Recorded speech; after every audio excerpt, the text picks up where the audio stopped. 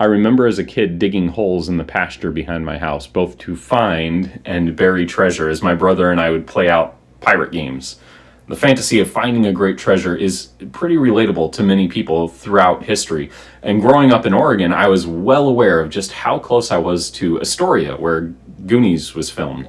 And you couldn't convince me that there wasn't really a cave full of treasure somewhere on the Oregon coast. I think that's why Jesus told back-to-back parables of treasure in Matthew chapter 13, because we can all relate to the fantasy of finding a treasure. But he follows those two parables up with something that may be, at least to his fishermen disciples, even more relatable. Again, the kingdom of heaven is like a net that was thrown into the sea and gathered fish of every kind.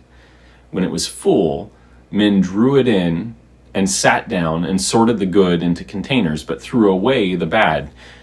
So it will be at the end of the age. The angels will come out and separate the evil from the righteous and throw them into the fiery furnace. In that place there will be weeping and gnashing of teeth. The end of this parable is uncomfortable for many of us. We don't like the idea of the fiery furnace, weeping, gnashing of teeth. We like the first part of the parable, a rustic story about sorting the fish we want and throwing away the bad fish. Maybe we have an image of the bad fish being a catch and release scenario. But if we're going to follow Jesus, we can't shy away from the full teaching he presents.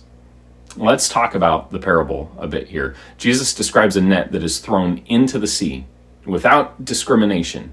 It is cast wide, encompassing as many fish as possible. This net, Jesus says, is the metaphor for the kingdom. That means that the kingdom is cast wide open to bring in as many as possible to itself. The net is an image of the availability of the kingdom. Anyone may enter into it, but not everyone given the opportunity will choose to be the kind of fish that is meant for the kingdom. Perhaps the image of the net might be understood as the message of the kingdom, the message of salvation. That message is intended for everyone. Jesus died for everyone and made the kingdom available to everyone. The only contingency for admission to the kingdom is that when the net is hauled in, they be the right type of fish. This may seem callous and cruel, but let me tell you this, none of us are the right type of fish, not on our own. Yet those sorting the fish find fish that are worth keeping.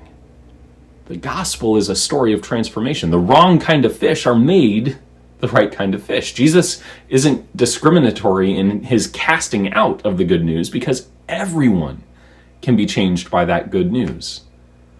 We sometimes limit our sharing of the gospel to a certain sort of people, the sort of people that we think will get it. But that isn't Jesus' methodology. Jesus wants us to cast the net wide, share the gospel with the entire sea of fish. We don't decide what kind of fish get to hear the news. We're just called to enthusiastically haul in the catch. I'll be honest, that last part can be difficult. We worry about how much time to dedicate to people that we see as lost causes, but our Savior doesn't want us to see lost causes, only fish.